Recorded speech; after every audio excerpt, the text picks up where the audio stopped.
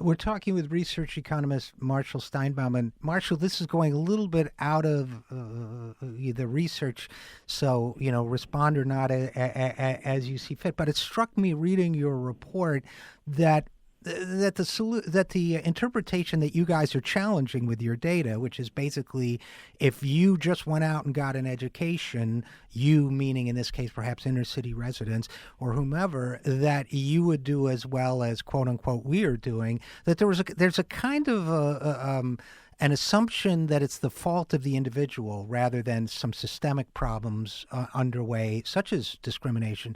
I'm wondering the extent to which you reflected on that at all, or that's just my own spin on it.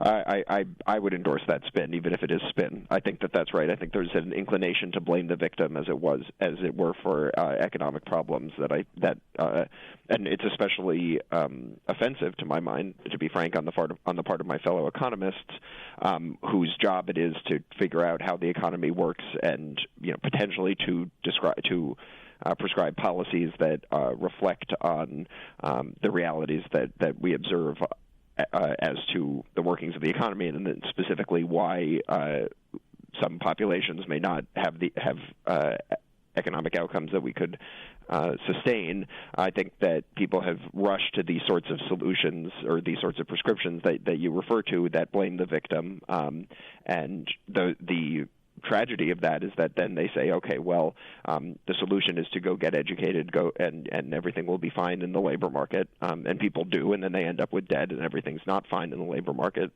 and they're forced into default, and they're certainly not accumulating wealth at the rate that we would hope that would lead to eventually to ascending into the middle class, to social mobility, to improved outcomes for children relative to parents, and that's really an intellectual crime, I would go so far as to say. I think that's really well said. And, it seems also like a kind of cruel bait and switch for the people who did what they were supposed to do. They were told this is the way to get ahead. They took on the debt, and now they're stuck with it.